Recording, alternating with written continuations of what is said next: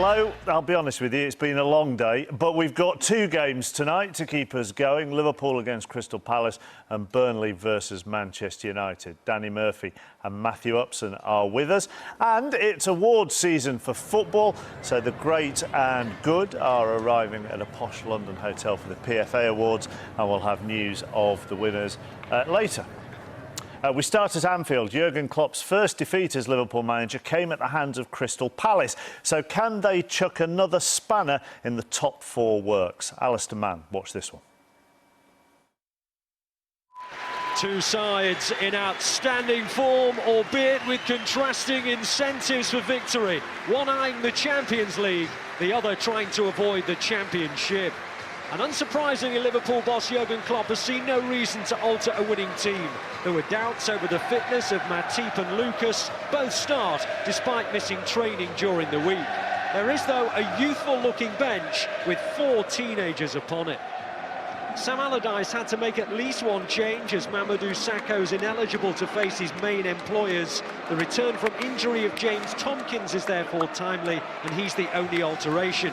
It means Christian Benteke makes his first return to Anfield since becoming Palace's record signing.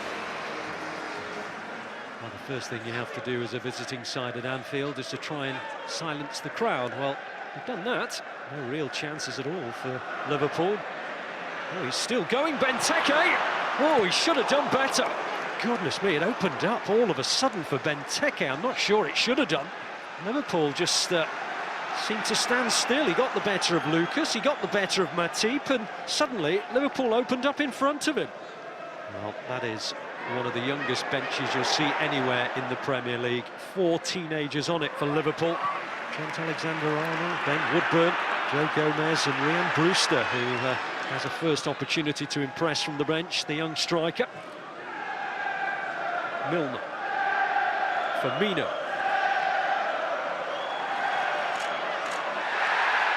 No foul on Firmino, but Ward has given it away straight to Wijnaldum, and now Firmino, and now Coutinho. Shot charged down by Punchin.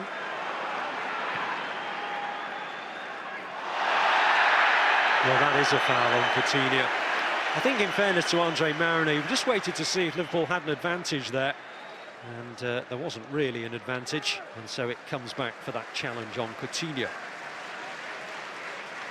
So Coutinho very deliberately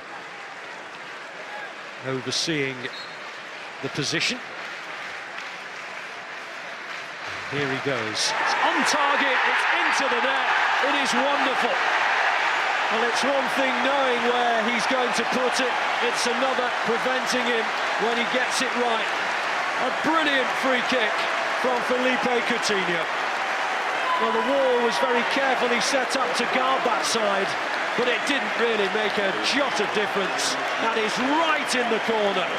The right amount of whip and swerve and the way in which it ripples the side of the netting means that even a goalkeeper as tall as Wayne Hennessy can get nowhere near it. And Philippe Coutinho brings up double figures for Premier League goals, and he is delighted that he has. 13 times he's been a visiting manager here at Anfield. 3 draws and 10 defeats. Tomkins, and Ward. Cabaye is onside. Real chance this for Crystal Palace. It's 1-1. It's Benteke at the Kop end. And Crystal Palace, who've been in brilliant form, never looked like they were done at 1-0. And so it's proven. Well, he's containing his emotions, Sam Allardyce, but you can see there was a smile just breaking out. Cabaye onside. And from this moment on, it was all about the delivery of the ball into the area. And Cabaye's ball in was inch perfect, and Benteke wraps it into the back of the net. It's now 4 goals in 3 appearances as a visitor at Anfield, and Christian Benteke, who left Liverpool last August, weighs in with a goal against them. And Sam Allardyce absolutely loves it. Well, he tried to be respectful in his celebration, Benteke, but he and Sakho, of all players, then embark on this routine. Is that paper, scissors and stone? It is. I think Benteke won it. Forward by Ward. Townsend will get to this. Well, he would have done, but for Lovren. Now here's Punchin. Has Benteke to pick out if he wants to. Here is Benteke. Well, it was on target. And Mignolet was in the right place to make it a fairly routine save. And he was talking in his press conference about how there is no such thing as an easy game, and particularly at this stage of the season, Jurgen Klopp. Emre Can. Good foot in by Milivojevic, but he breaks for Firmino. Off the backside of Punchin. Emre Can and Firmino again. And now Lucas. And Coutinho. That's nice. Well, you expected it to be on target. He's that kind of player. And he's been brilliant today. That's brilliant. The finish, though, well, it ends in and around about the middle of the Kop. Milner, Coutinho. Such a difficult man to dispossess. Coutinho all the way. Oh, brilliant block from Tompkins. Great defending. There was a couple of challenges that if Coutinho had gone down, he might well have won a penalty, you know. And I think that's what he's saying to Andre Mariner. Just as he goes into the box here, no one wants to get too heavy a touch on him because they know what will happen. But he rides a challenge where he could have gone down but didn't, and then Tompkins blocks him. But the debate on the edge of the area is, well, you gave him the advantage to score, but when he doesn't score, is it not then a penalty? Well, a heartening start to the second half from Liverpool.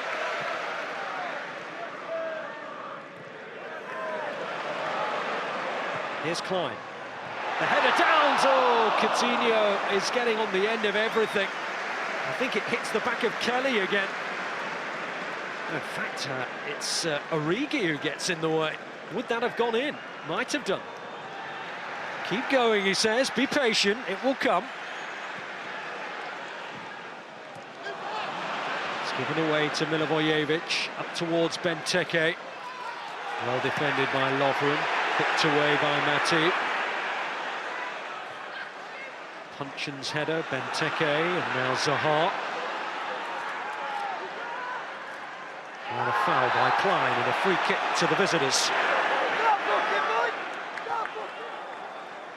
He's trying to get away from Klein, who wouldn't let him get away from him.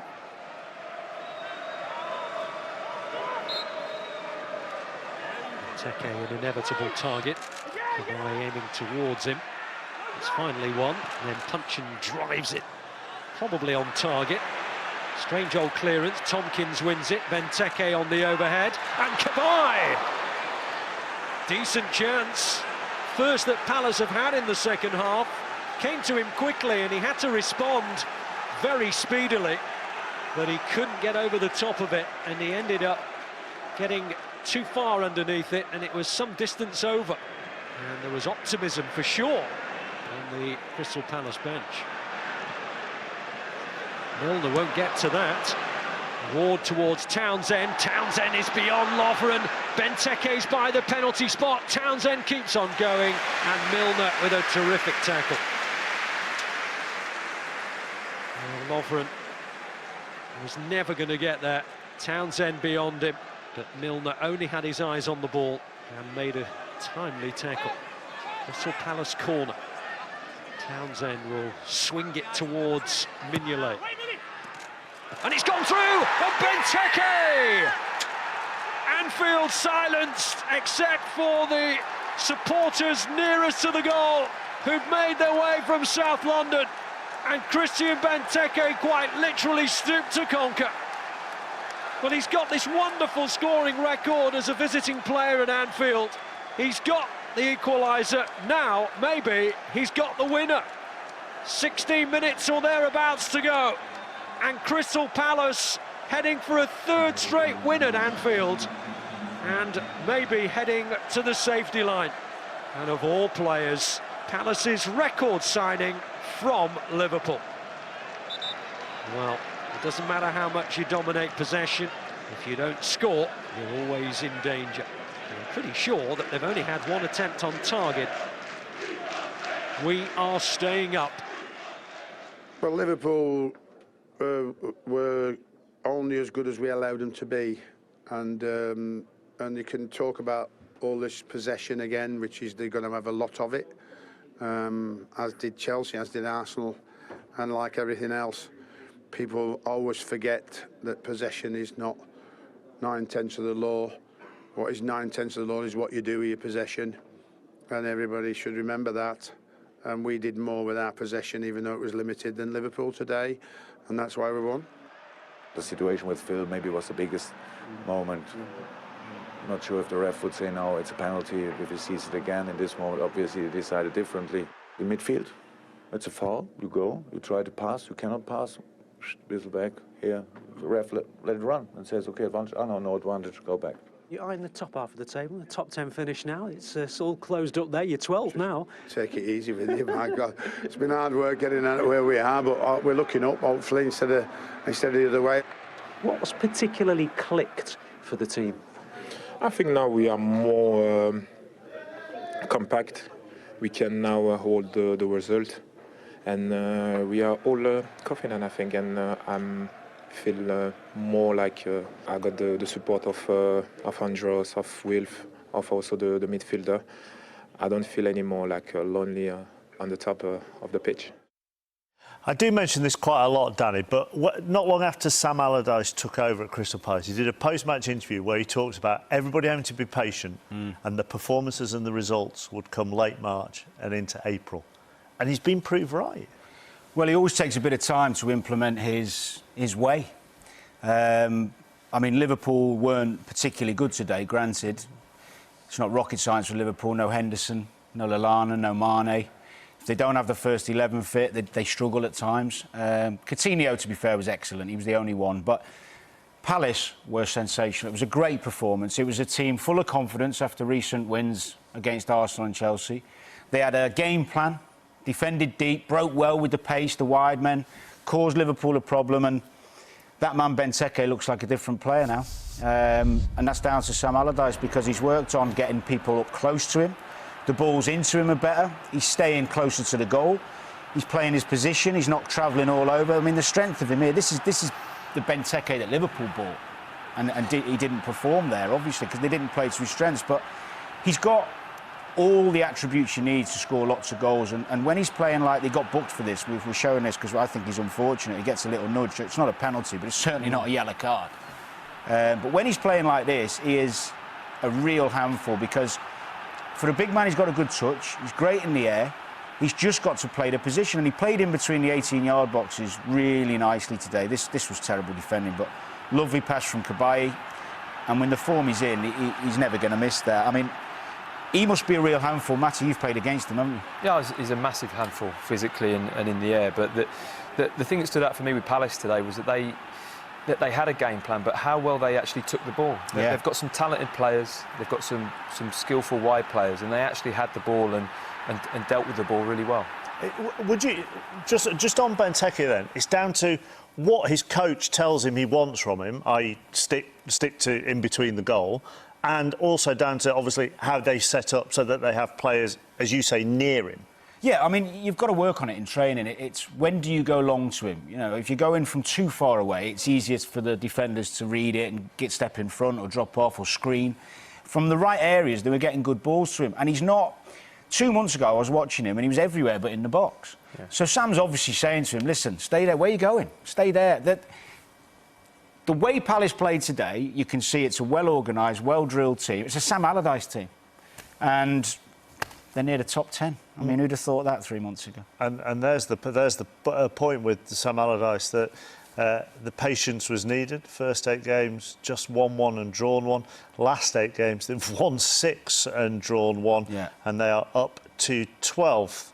Jurgen Klopp said that only one player reacted for Crystal Palace's second goal, and it was none of his. I don't think he was referencing to his own players, that's for sure. When you look at the goal, it's a pretty confusing setup to start with. You know, it's not the tidiest of zonal lines. You know, really they need to kind of be in unison and understanding what zone each player is taking. But It's a little bit scruffy, but having said that... You'd move them to there, would you? I would, because it then just tidies up the clarity of what is your zone and what is your area. But when you look at the crossover, there's a grey area of whose responsibility is Benteke. Chan here looks like he's got him. He's kind of locked in. You think, right, now follow it through, go all the way through. Instead, he kind of gets planted and just lets Benteke drift off him. Having said that, Lovren, he does nothing aggressive. There's no proactive step into the play, step in and deal with the ball, or even just to contact Benteke to stop him getting a touch. And also in the near post, you know, the corner was a poor quality, Dan. When you shouldn't make it in. I've never done zonal, but is that a case of Chan switching off? Or is that a situation where Chan is thinking Lovren's going to pick him up, let him go? I think so, and that is the danger of zonal, because man-to-man, you have your man, that is your responsibility. You know what your role is. So when Chan sees Benteke go, he goes, well, I'm not man-marking him, I'm passing him on to Lovren. He's crossed into his zone, and for me, it's like, well, Chan, you lock into him. Even if he comes out of your zone, it's more dangerous that you stay with Benteke. He's the only threat to score in that position. And really, you just got to stay with him and just contact him. You don't even have to win it. Just make sure he doesn't get a touch on it. They need a centre-half in the summer. Yeah? Yeah. Just on Coutinho, and it's an age-old argument about whether referees make decisions on how a player reacts. Well, Matt and I have looked at this a lot, and we feel it's a perfect opportunity for a referee to pull it back and give a penalty. Now, I'm all for letting play go on and trying to stay on your feet to score, because it was a brilliant run. But it does hamper his path. I mean, it does hamper his rhythm. So, can the referee say, you haven't scored, but I'm going to give a penalty anyway? Yes, he can, but he didn't. And, of course, what does that mean?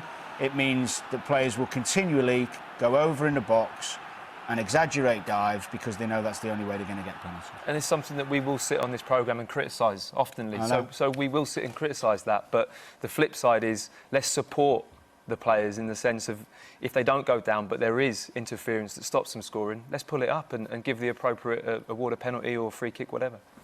Right, next we're going to go to Burnley and today's visitors Manchester United, who kept their top four hopes alive last week with victory over Chelsea. And it's Marcus Rashford with the chance, and this one's taken. It's come to Ander Herrera, who was deflected, and it's in! And United have given notice that their top four hopes are far from over yet. But on Thursday night, the injury jinx struck again. We are in trouble. In this moment, Eric Bailly played, I think, 6 matches in a row. We lost Marcus Rojo. We don't have Jones, we don't have Smalling. We lose Zlatan too. We have 7 matches to play in the Premier League, plus in the Europa Leagues. We need everyone that can and win can, so hopefully can give us a help. So how does the team line up? Steve Bauer is your commentator for Burnley against Manchester United.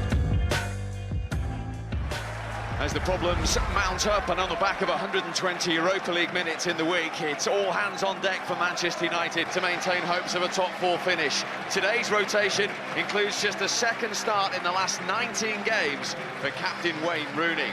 Far more settled from Burnley's point of view as they protect the 6th best home record in the league. Sam Vokes has a hamstring injury, so Andre Gray is recalled. Heaton, Keane and Brady face the club where they began their footballing education. The amount of Jose Mourinho changes from Thursday total 8. As well as Rooney, there's a start for Anthony Martial and Daley Blind in the centre of defence. Marcus Rashford is only a substitute, along with Mkhitaryan and Carrick.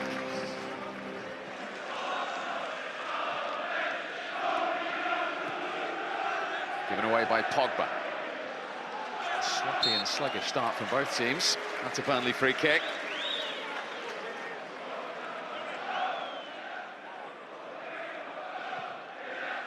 Heaton takes, he's looking for Ashley Barnes, who's been picked up early in this game by Fellaini, but Barnes won that one. And then Robbie Brady with the left-footed volley wide. Barnes, who wins so much in the air for Burnley. Brady was onside, the angle always against him. Manchester United know they are going to have to battle for anything they get here today. Martial, in his 50th Premier League appearance, up against Keane. Lingard. Martial once more. Taking on Keane, he's got it across as well. Herrera's in there, and it's Wayne Rooney. Denied by Heaton. And you do feel any kind of contact there from Rooney would have resulted in a goal. Ben Mee did well to take some power off the shot. And his second Premier League start since December. Pogba. That's a good ball from Herrera if Young can keep it in. Trying to return the favour early from Herrera. Rooney was in there, needed the intervention of Matt Lowton in the first corner of the game after 11 minutes. Here's Manchester United's. Young's corner. Fellaini arriving straight at Heaton. He was allowed to attack this Marouane Fellaini. Got away from Keane. The direction was never going to trouble the Burnley captain. Marcus Rashford being wrapped in the proverbial cotton wool.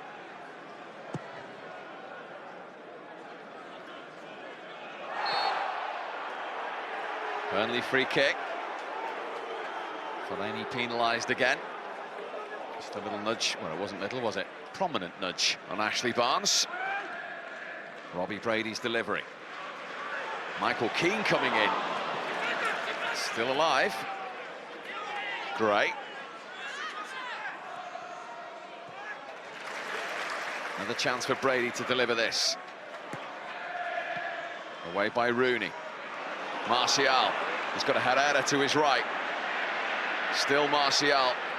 He'd seen the Spaniard. Pogba's totally free. It's back to Martial. What a devastating break.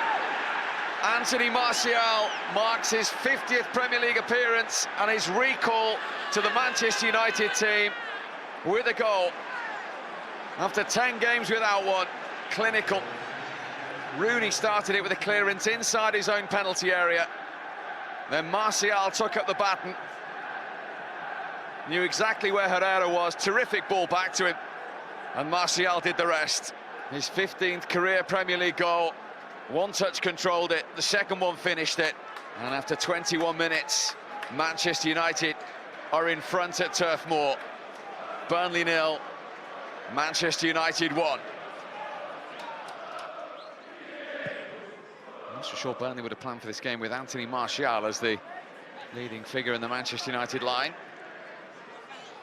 He has the telling contribution on his recall so far. And here's the Frenchman again. Into Rooney. Barton came in with the challenge, which just about was a clean one. Didn't look as though Barton got any of the ball there. Just watch Barton come in from behind here. He doesn't get the ball. And you can understand Wayne Rooney's question to Anthony Taylor. Burnley certainly affected conceding that goal. Lowton.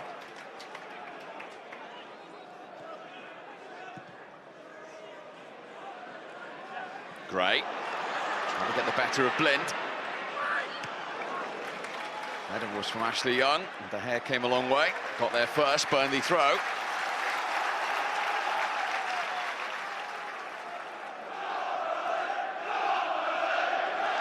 Lowton with it, towards Barnes. Just beaten to it by Darmian. Fellaini first to the second ball. And Pogba thought he was being held, and Anthony Taylor agreed.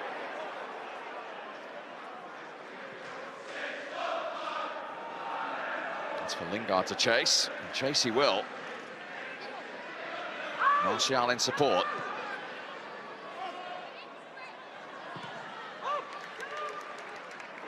Brady's header straight to Pogba. Good feet from him. Martial's away from Ben Mee. Tom Heaton quickly out, but it's squeezed in by Rooney. 2-0 Manchester United, and Wayne Rooney on his return to the team has his goal.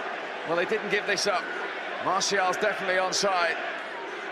Tom Heaton did well initially, couldn't quite get there, and Rooney was the first to react, most certainly over the line. And the visitors have their second. Little untidy there, but credit Rooney, who got there first, bobbled off Michael Keane as well, and over the line. Manchester United's all-time goal scorer. That's his 251st for the club. Just his 6th this season. Through the legs of Keane. Ward couldn't keep it out. Burnley 0, Manchester United 2. United in control here. Pogba. He's got it back from Martial. Might fancy a go, he does.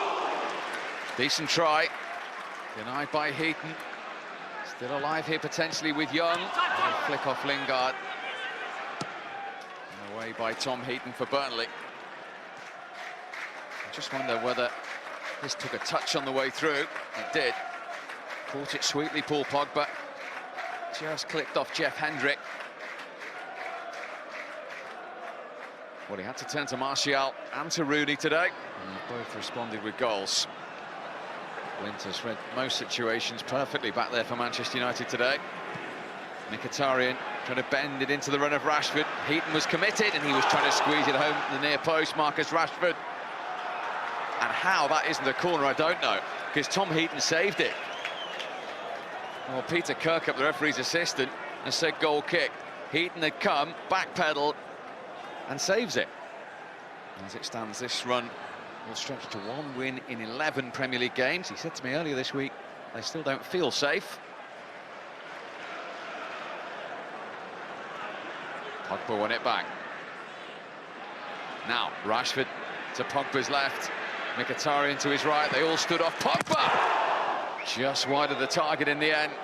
Well, they backed off. He saw the gap, and it just bent the wrong side of the post from Paul Pogba. His last Premier League goal was back in 2016.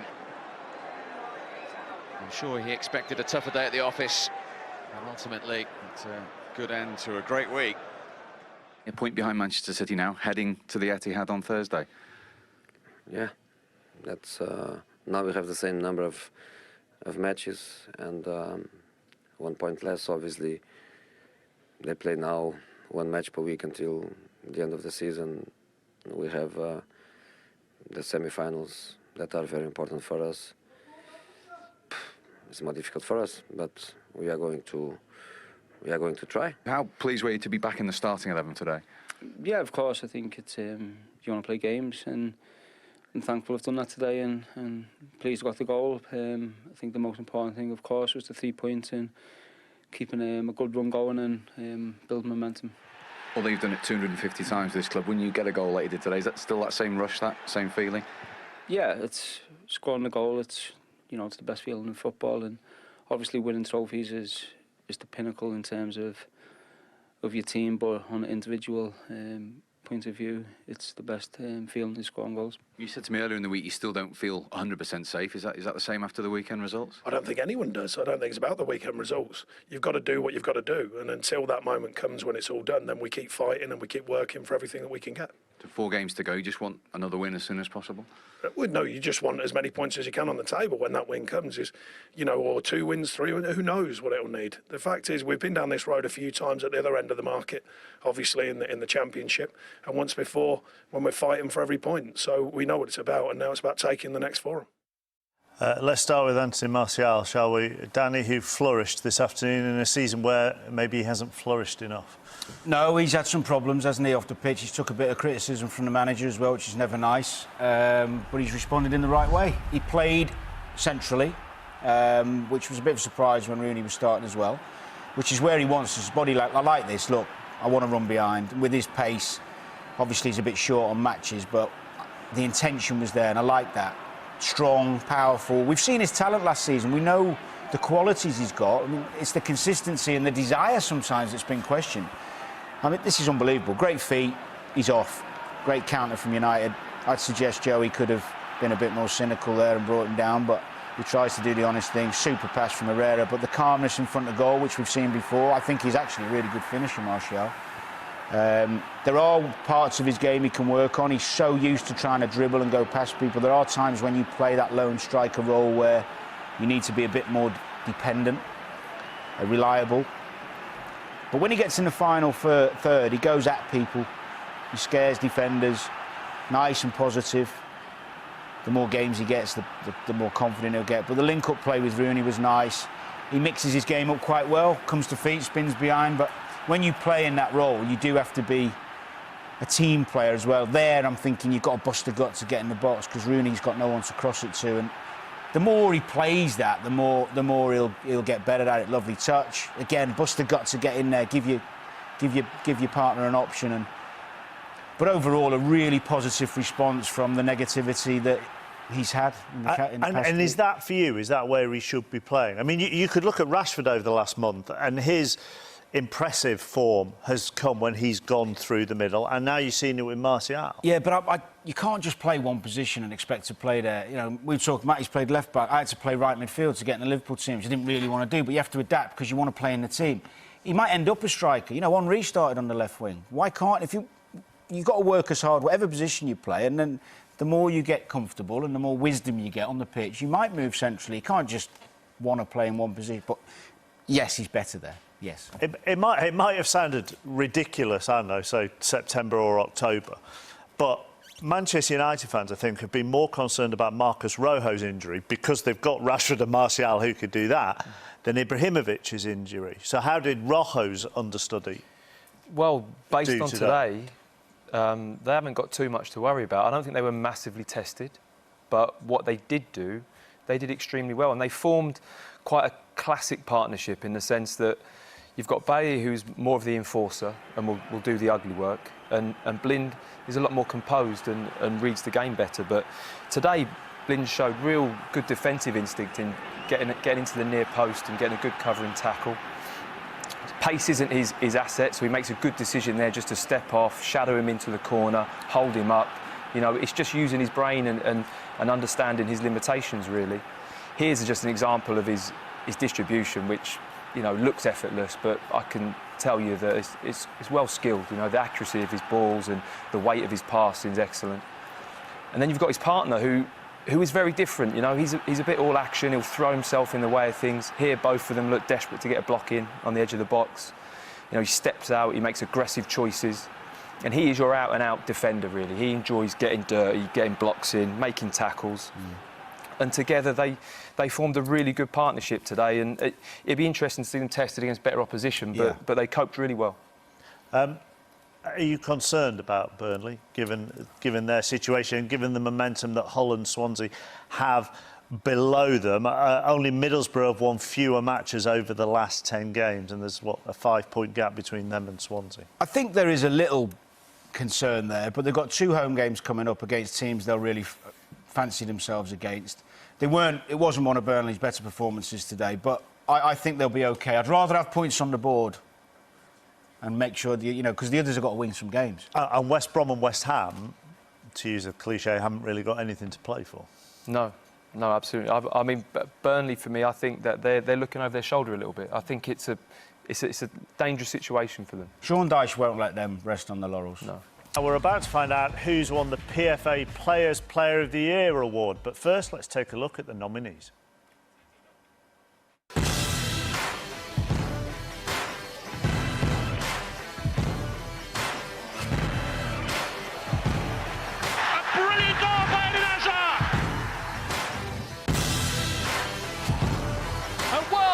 Finish from a world-class player.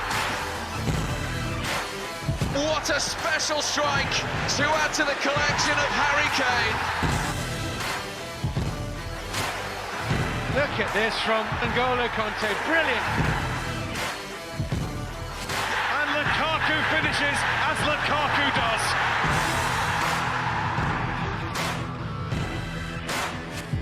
The shimmy, the dink, it's magnificent.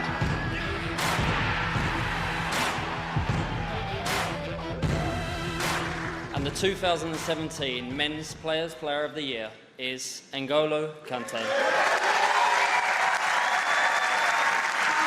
This season, N'Golo Kanté is featured in the PFA Premier League Team of the Year. He, of course, won the Premier League title in only his first season last year and successfully broke into the French starting lineup.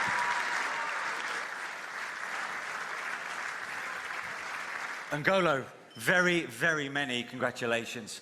How does it feel here to be honoured with the Men's PFA Player of the Year. Oh, good evening, everyone. It's a huge honor to be chosen by the other players, and it's very special to get this award. Yeah. I mean, what an impact you've made to life in the Premier League. Obviously with Leicester, you won the Premier League title. Yeah, I think quite possibly on course for another one. It's not a bad beginning to life in England's top flight, is it? Yeah, I think my first 2 seasons was very beautiful. Last season was very beautiful. This season so far we have a good season. We have to finish well, but so far it's a very good season. Yeah. Come on then, so what's the secret behind your success? No, I just the desire to improve, to work for the team, to win every time to win. And at the moment we're doing very well. We have to finish the season very well. You're a very, very popular winner here tonight. So very many congratulations. Ladies and gentlemen, the Men's PFA Player of the Year, Chelsea's N'Golo Kante. Deserved for you, Matthew? 100%. 100%. I know, Danny, you kind of agree, but you've got slightly different views on other things. But he, for me, is the most valuable player in the Premier League with his contribution. He might not be the most creative or sudden impact-wise, but over the course of a season, for me, he is the most valuable player in the Premier League and has been outstanding. You're learning, by the way. Danny agrees with some things, and then I pick an argument on something. I actually do. I said to him before, he's right. He's the one you can't replace. Right. So if Hazard wasn't there, you could put Willian in. Which we saw, actually, yesterday, yeah. But for me, Hazard, in many of the big games against the other big boys, has turned the game for Chelsea. You know, that creativity, that magic. And it's what you like. I mean, Kante is a wonderful... He's the best midfielder in the Premier League, if not Europe. Tell you the other thing that came through there, just from watching those pictures, the warmth in the room towards him, which I'm guessing it might not always be the case when you go to these things. I don't know, I've never been, but real warmth. But the way he plays with a smile, doesn't he? He's got this big smile on his face, and his attitude and the way... I think that's the other thing, Danny, is that every week you know what this guy's delivering. I'm not sure if you can quite say that about Hazard. No. Like, he does part, but this guy, week in, week out, does the business. OK. Well, a few minutes ago, the Women's Player of the Year was announced, and these were the names to look out for. And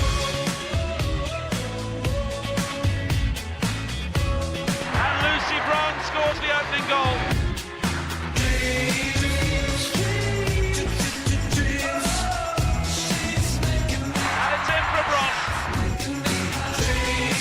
It's Scott who's applied the finish.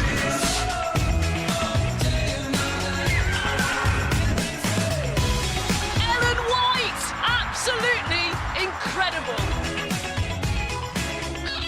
And the Women's Player of the Year goes to Lucy Bronze. Lucy wins this award for the second time, having previously won it back in 2014. She scored the winning goal as To win the award, and as a defender as well, you know, you don't really get a lot of accolades, but no, it's a great award to win, and to have it voted for by all the opposition players, it makes it really special. And you've been part of what we've already spoken about, the invincible team at Manchester City. How proud are you to have played a part in that?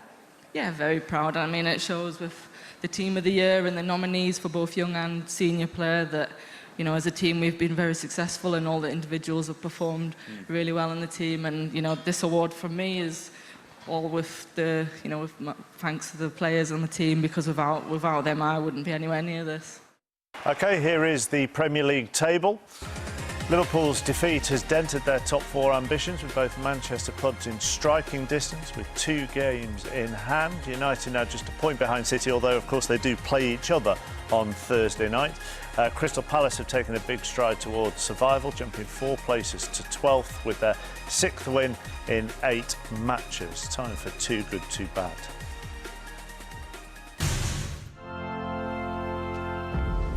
And maybe Hull City's amazing home form is down to the pre-match entertainment at the KCOM. Maybe not. They celebrated the goal with passion at Hull, although where did he come from?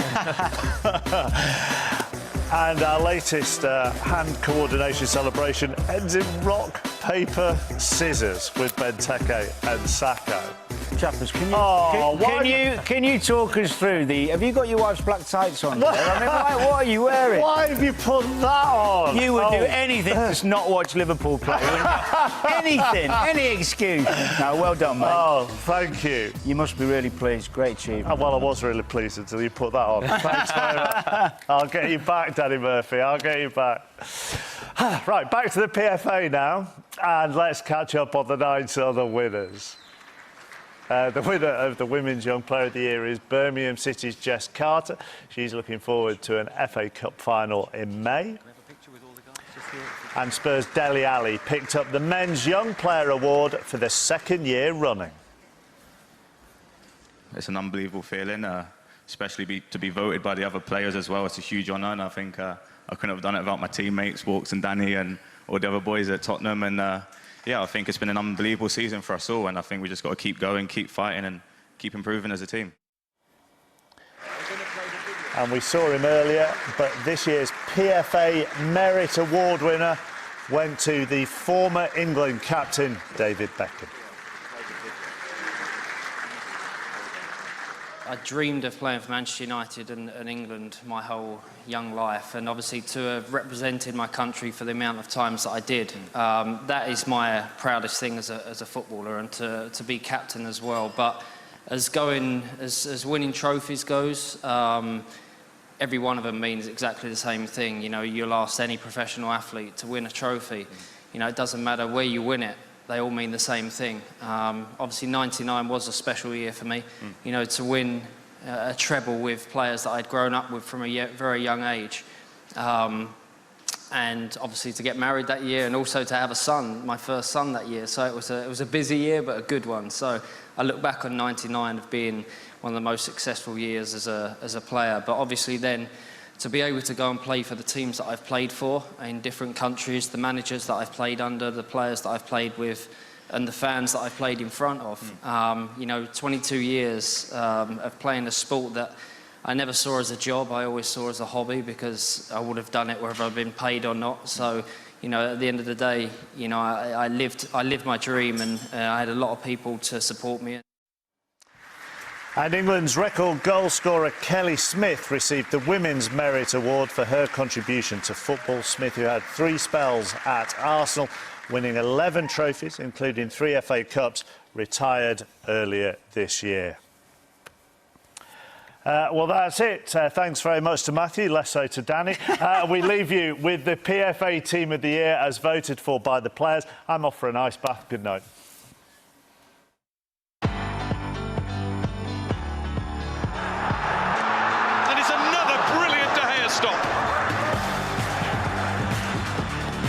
Better from Walker, really good play from him. Oh, and it came back to Cahill. David Luiz to hit it, and he caught them out. Danny Rose, 1-1. Chelsea fans rise to Eden Hazard. Brilliant, a brilliant goal by Eden Hazard. Oh, what a goal! What a season, what a player. Kante shot. Kante finds a way. It is the man for all positions. Oh, he brushes Chambers aside and scores with another cracking goal. Oh, he is! And what a special strike to add to the collection of Harry Kane. And Lukaku finishes as Lukaku does. He had the power.